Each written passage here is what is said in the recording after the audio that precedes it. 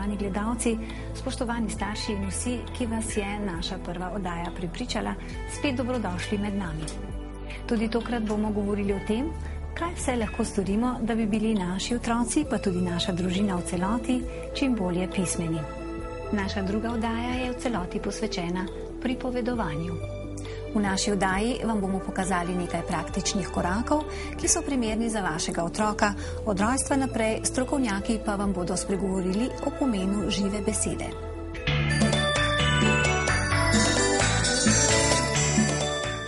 Med nami posebej pozdravljamo posebno gostjo, magistro Anjo Štefan. Letos pomladi ste skupaj še z nekaterimi zanesenjaki, če rečemo tako, organizirali že 9. pripovedovalski festival. Nekje ste pa rekli misel, pripovedovane zgodbe živijo drugačno življenje kot tiste, ki jih zajemamo iz knjig. Ja, to je bilo v enem članku, v katerem sem spregovorila o razliki med pripovedovanjem in branjem zgodb.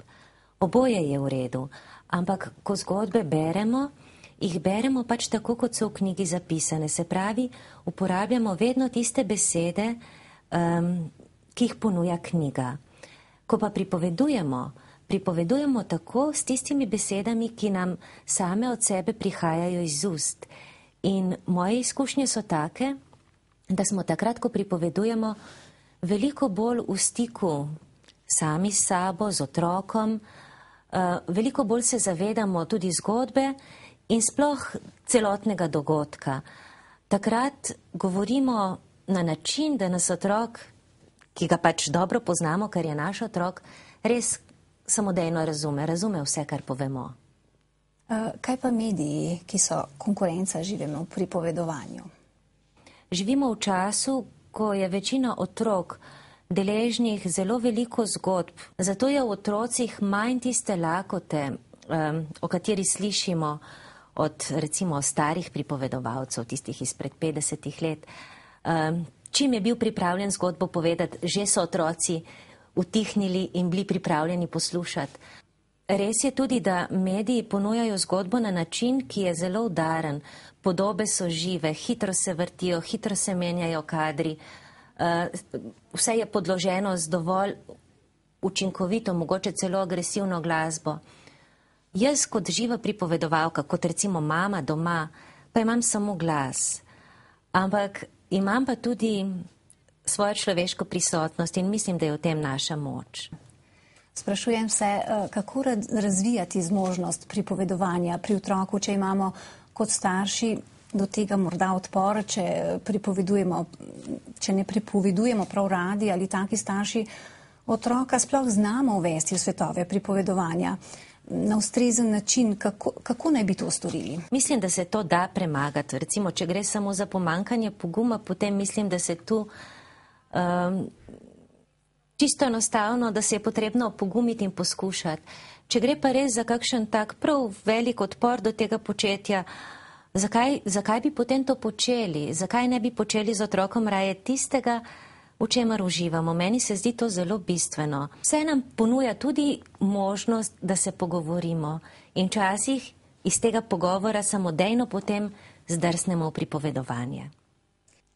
Zdaj pa oglejmo si izobraževalni prispevek, kako lahko starši pomagamo, da bo naš malček kasneje, že kot šolar, z lahkoto oblikoval svoje misli in jih znal ustrezno povedati. Od zgodnjega otroštva lahko načrtno skrbimo, da bo naš otrok govorno spretnost čim bolje obvladal. V naši drugi oddaji se posebej posvečamo pripovedovanju v družini.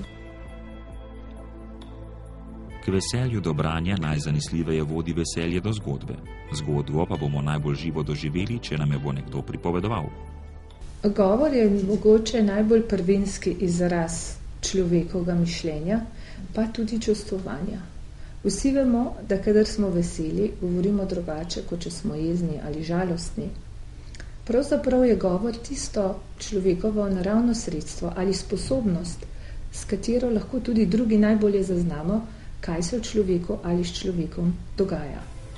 Pripovedovanje je zelo neposreden in oseben stik z drugimi. Ker tukaj pri tem pripovedovanju gre najprej za to, da otrok najprej uživa v stiku, v družbi s tistim človekom, ki ga ima rad, ki mu je ljub.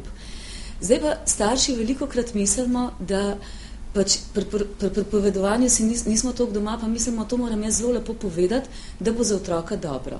Pa ni res. Gre za to, da gre za naraven govor, tako kot se ponavadi pogovarjamo. Postavljamo otroku različna vprašanja. Ne vem, če na primer gledamo risanko, se po risanki pogovorimo z njim. Zakaj je šlo? Kdo ti je bil risanki všeč? Kako bi sam ravnal v podobnem položaju? Jaz sem sam na sebe jezen, ker imam včasih neke zadržke pri sebi in si mislim, joj, pa ne bom zdaj, pa kaj pa, če ne bom v redu povedal, pa tako. Ampak dejansko, ko se pa spravim to početi, je pa tako, prepustiš se, ne? Začneš neko zgodbo napletati, ki jo tako poznaš in tukaj ni več, ne gre za prav ali pa narobe, ampak gre za zgodbo, ne moreš se zmotiti. Pripovedovanja zgodbe se učimo skozi dolgo vajo o pripovedovanju, vse od najrosnejših let. Zelo učinkovito komunicirajo tisti otroci, s katerimi so se starši ali odrasli pogovarjali, bi lahko rekli, že v predgovorni fazi, torej takrat, ko otroci besed še čisto nič ne razumejo, zelo močno pa se odzivajo na čustvene komponente govora, torej na način, kako se z njimi pogovarjamo. In ti novorojenčki ali dojenčki, ker to je prvo leto življenja, doživljajo svet, v katerega vstopajo kot varen, prijeten, vreden zaupanja ali pa kot hladen in neprivlačen, če je teh situacij, tega emocionalnega sprejemanja in dejanja v tem najzgodnejšem obdobju malo, premalo ali pa celo nič. No in to so tiste vsakodnevne situacije, vsakodnevne aktivnosti, ki jih starši s svojim malčkom preživljajo skupaj, kjer je starš tisti, ki opravlja neke dejavnosti, otrok je največkrat samo opazovalec in to so situacije, v kateri starši vnašajo govor. In pravzaprav nenehno razlagajo, pojasnjujejo, komentirajo vse tisto, kar delajo, kar se dogaja, kar se opaža. Dojenčku začnemo pripovedovati karkoli. Pomembno je le, da posluša naš glas, da razloči besede, prisluhne melodiji besedila. Komu pripovedujemo, si vzamemo čas, da naklonimo pozornost samo njemu. Že zelo majhen dojenček bo jasno zaznal, da se pogovarjamo z njim, da mu nekaj pripovedujemo. Čeprav se morda še ne bo odzival, nas bo slišal. 2 leti star malček nas lahko preseneti s tem, da nas bo pri pripovedovanju posnemal. Sam bo poskusil povedati zgodbo, najprej bo le nerazumljivo gostobesedno čebljal, ob tem pa bo morda že povedal nekakšen naslov zgodbe.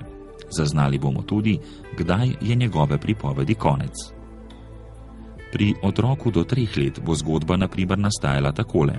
V naročje bo vzel medvedka, ga stisnil k sebi in rekel: "Papav, priden." Ostalo bo povedal z gestami. To so prvi zametki pripovedovanja. Po mnenju strokovnjakov otrok med 2. in 5. letom razvije 2 različni stopnji pripovedovanja. Prva, najnižja stopnja pomeni, da okoli enega elementa, besede, niza različne druge. In to je v njegovem svetu zgodba. Mamica, sestrica, pa miza in muma. Kasneje postopno ustvarja preproste povedi. Mamica šla, sestrica joka, miza polila. Kaj veš, da bomo dobili psa? A veš kakšnega? Bil črnega. Ja. Pudelček bo, ne? Ja. Pa ga bomo vodili na razstave, pa k frizerju. Kakšnega psa bi pa ti imel? Zelenega. 4 do 5 let star otrok bo zgodbo pripovedoval tako, da bo iz besed gradil nekakšno miselno verigo. Pojmi se bodo vrstili kar eden iz drugega.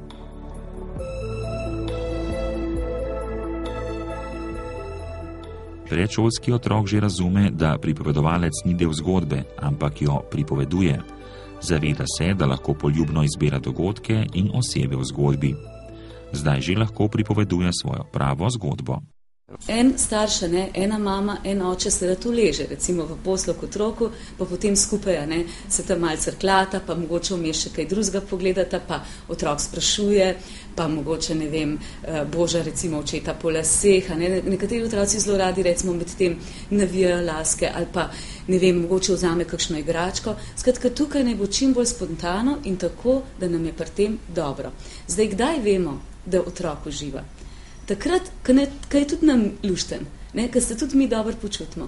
In ta izkušnja je za otroka še pomembna. Kadar oba otroka že ležita, takrat pa ponavadi, ne vem, mi imamo, vsak ima kakšno recimo pesmico oziroma kakšen košček stvari, ki jim poveš, ponavadi pred spanjem, kadar si seveda vzamemo dovolj časa. In včasih ta pesmica, jaz imam eno pesmico o fantku slončku, ki ne spi in bo dobil polonček mleka kokosovega in take stvari. In včasih malo raztegneš in poveš še kaj več. Marsikateri mladi starša razmišlja, v ljudski pravljici se pa nekaj krutega zgodi, jaz bi pa rad otroku to prihranil. Vsi starši si želimo, da bi bili naši otroci samo srečni in zadovoljni. Ampak že zaradi samega psihološkega razvoja, tudi če je vse v redu, živimo pa v času in zelo različno živimo, so dnevi, so situacije, ko nam ni dobro. Tako odraslim, kot tudi majhnim. In skozi to pravzaprav rastemo. Zame je dobra pravljica za pripovedovanje v večini ljudska, zato ker je že narejena tako, nastala je tako, da se je pripovedovala. In je zato že na tak način obrušena in na tak način zgrajena. Če otrok neke stiske nima v sebi, je ne prepozna, ni te moči, da bi jo nekaj, kar je recimo v zgodbi, da bi ga tako težko obremenilo, da bi to ostalo kot neka travma. Še posebej, ker se potem to zgodi, da je na koncu vse dobro. Če je zgodba dobro povedana, če jo ti pošteno poveš, to pomeni, da si jo zelo dobro prebral, da si jo zelo dobro sebi razložil, kaj sporoča, pol sploh ni nobenih ovir, da tudi občinstvo tega ne bi čutil. Ob našem pripovedovanju, kjer bomo dali duška domišljiji, bo otrok spoznal, da si je zgodbo mogoče tudi izmisliti in da je to lahko zelo zanimivo, celo zabavno. Recimo, če gre to za neke trenutke, ko smo z otrokom skupaj, da si povemo, kaj smo doživeli, kaj smo čutili, kaj se je zgodilo. Iz tega ven se tudi otrok uči, ko mi njemu pripovedujemo, recimo, kaj se nam je zgodilo na poti iz službe domov, ali pa ko smo šli recimo v vrtec, ali pa ko smo bili na sprehodu, kaj smo videli. Iz tega ven se otrok tudi sam uči, kako naj on pove. In to je tisto, kar potem kasneje, ko otrok večji, je še kako pomembno, da zna povedati, kaj misli, kaj čuti, kaj doživlja. Ko smo pozorni na to, kako otrok govori, kaj govori, bomo nekako prepoznali tudi tisto, kar mi govorimo. Nedvomno bomo najdeli v otrokovem govoru tudi svoje lastne misli, svoje lastne besede, svoje lastne izraze čustev. In to je za nas kot starše in kot ljudi zelo pomembno in v tem smislu je pravzaprav učenje med staršem in otrokom vzajemno učenje. Pripovedujem hčerki, pa nečakinjam, ko gremo v hribe in pripovedujem zgodbo in sploh ne vemo, kdaj smo prišli na vrh. Jaz sicer malo sopem oziroma rajši si izbiram ta ravne dele poti, rečem, ko bomo šli dol ali ko bomo po ravnem hodili, bom povedala pravljico. Potem pridejo pa odrasli iz mojega sorodstva, ki niso iz moje tiste primarne družine in niso bili navajeni pripovedovanja doma, jaz sem ga bila navajena kot otrok in oni tako vlečejo na ušes.